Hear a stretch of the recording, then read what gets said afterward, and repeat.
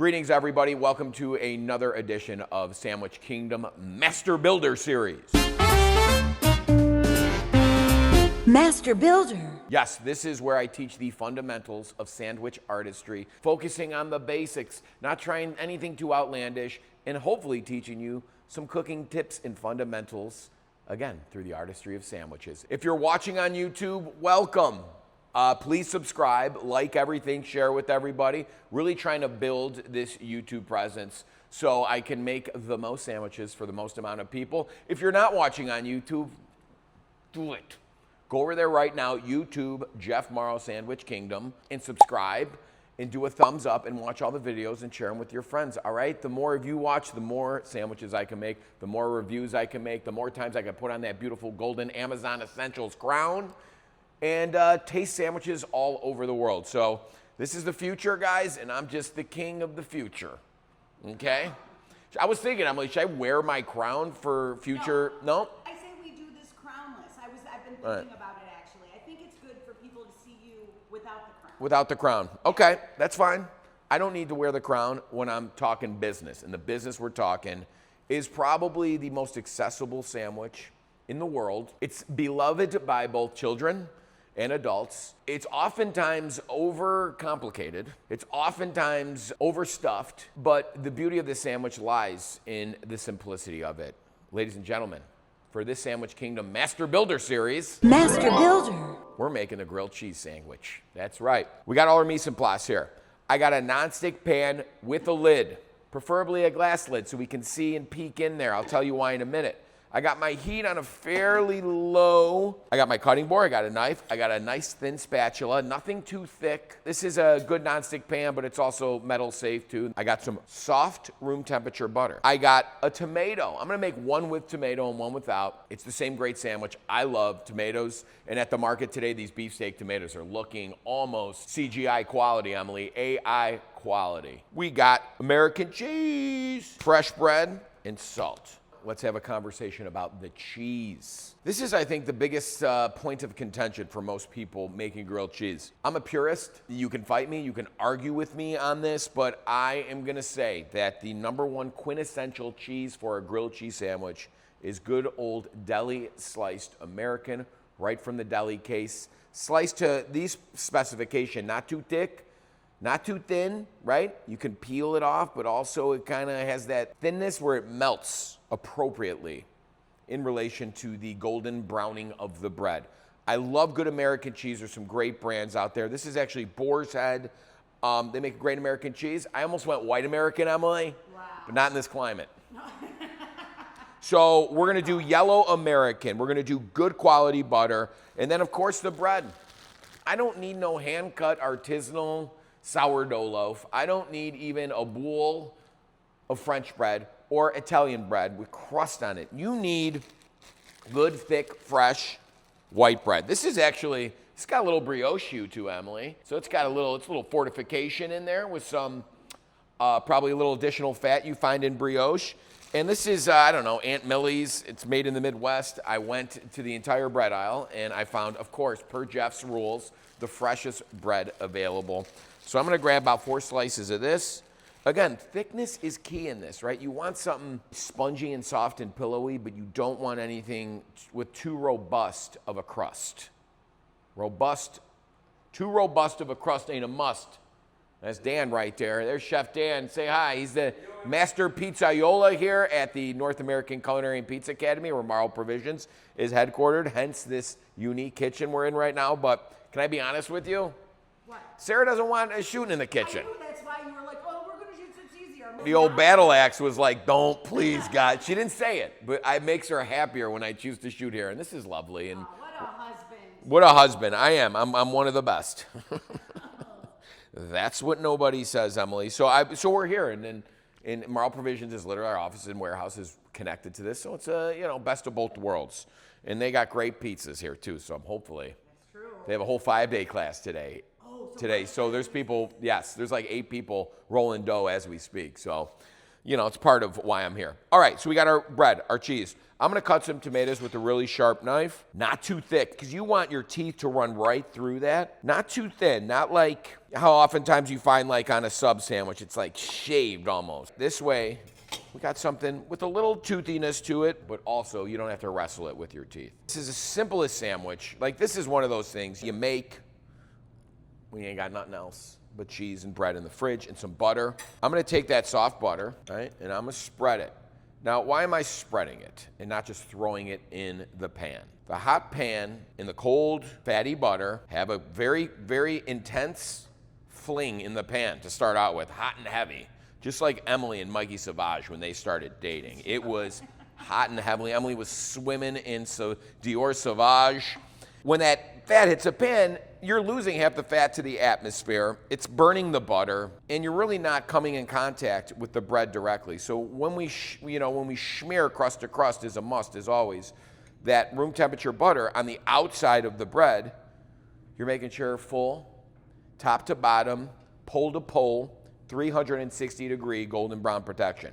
If you're in a rush, if you don't have room temperature butter, even though I keep all my butter room temperature now, or at least the stuff I'm not baking with, stuff I'm spreading on toast, I always keep in an airtight sealed container in a cabinet so it's not being exposed to light.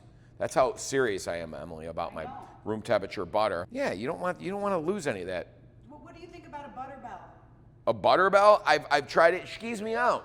Butter bells skeeve me out. Now, if you don't know what a butter bell, it's Emily. Maybe you can superimpose a picture of a butter bell, but it's using the airtight sealing power of water and butter. So you fill this kind of little bell-shaped ceramic vessel with the butter, and then you fill the bottom with water, and then you turn over the vessel. The butter doesn't spill out because it's solid, right? And then you plunge it into the water, creating an airtight seal. But then the water skeeves me out. Like what's happening with the butter? You change the water every day. We use a butter bell and we change the water. I can tell by your skin hue you use a butter bell. I get compliments on my skin almost every day. So do I, you know. I know, it's freaking It's the Mauro skin. We had terrible acne as kids, but then as adults, I don't know, something. I think it was all the antibiotics we were on from the dermatologist for 15 years of our life, just like slathering our mugs in antibiotics. But that never worked, right? Okay, we got a plethora of butter on this. Let's layer. I know you're gonna be like, why is there butter on the inside, dummy? I'm not putting it on the inside, and I'm not a dummy, Dad. No, my dad never called me a dummy. That's a fact. My mom might have. So we're gonna turn it around on the cutting board. Easy. It's fine. It's not gonna come off onto the cutting board. But now we're not fiddling with a built sandwich and trying to spread butter on it. Agabish. Cheese. 2 slices, each side. See how I'm kind of shingling it a little bit to allow maximum coverage? It will spread a little, as it melts. This is not technically a cheese on the packaging of American cheese. A lot of people don't know this, Emily. I bet you didn't know this. You can't call American cheese a cheese. It's a processed pasteurized cheese food.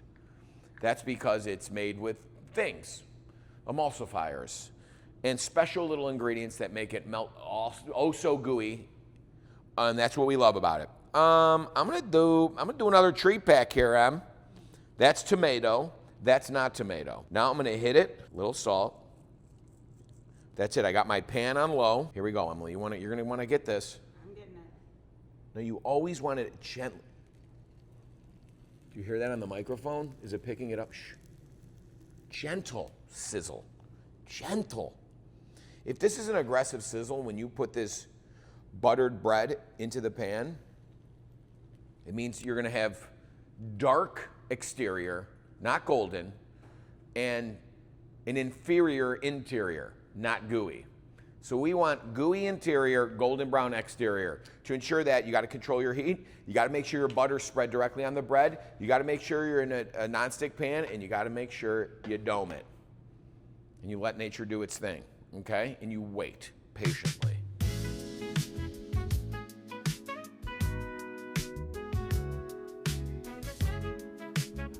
All right, I can see the top slice of bread here melting the butter. I'm gonna check, Emily. If you're looking, you ain't cooking. If you're peeking, you're taking a leaking. If you nasty, you even grassy. Boom. What is up? No more, no less. Do you see that? I picked it up with my hand just to show the camera. But of course, this one should be just as grand. Look at that. Little I'm gonna do a little turn-a-roo here, Emily. We're not lost. You see that little mater peeking out there? How great is that? Make sure it's even, Steven. I'm gonna cover it. Now, I have a secret ingredient I might not have to get to depending on the gooiness of the interior and the golden brown crispiness of the outside. But if you can guess what it is, guess now.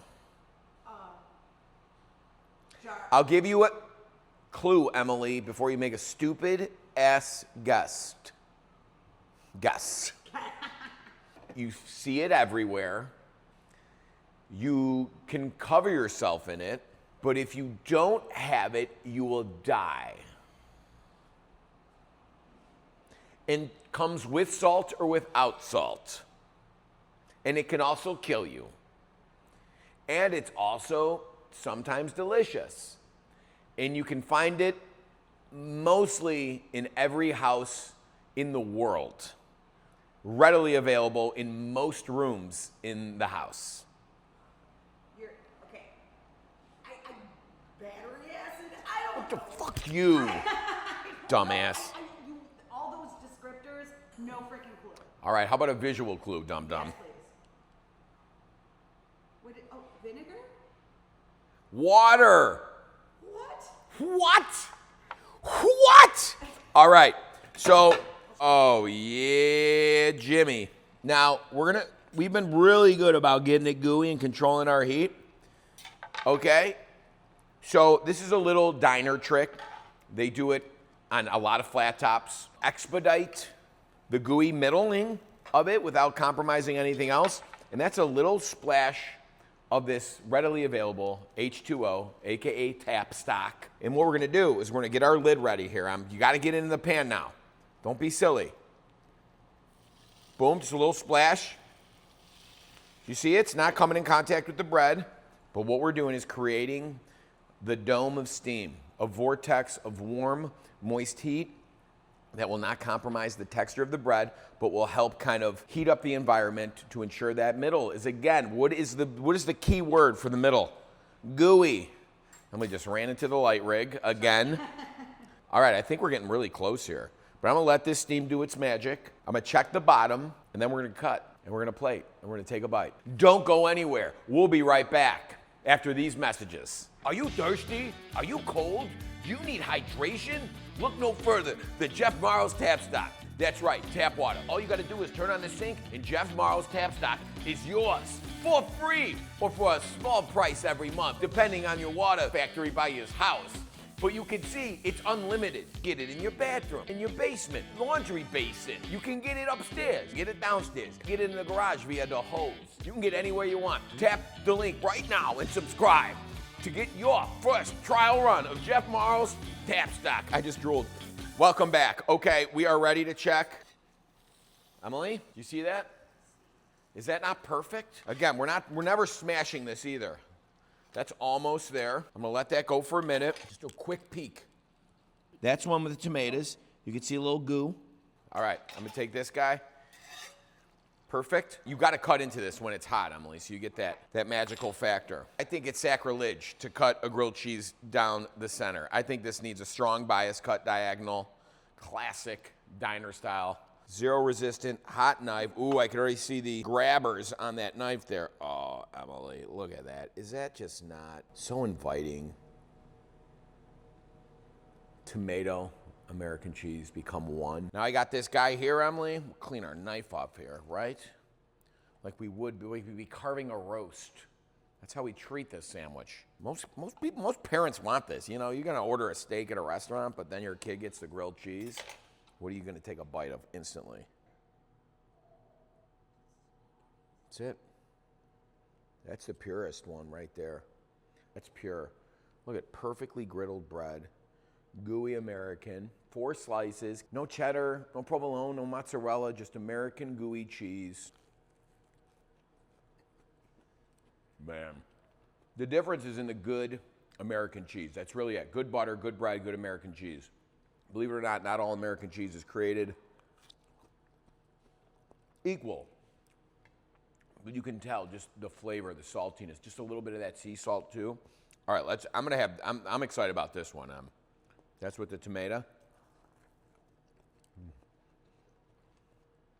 Man, I mean, it's a beefsteak, right? We're here in the Midwest. They're not, this tomato wasn't grown out back. But it was the reddest, ripest, most firmest beefsteak tomato, and it tastes like that. Just excellent. Perfection. Just take your time. I think that's the biggest lesson here with grilled cheese. It's paramount that you use great ingredients, but also take your time. Good pan with the lid. Take it slow. Don't rush the butter. Don't rush the heat. Don't rush the build. Don't rush the griddling of it. Take your time, and you too become a master builder just like me.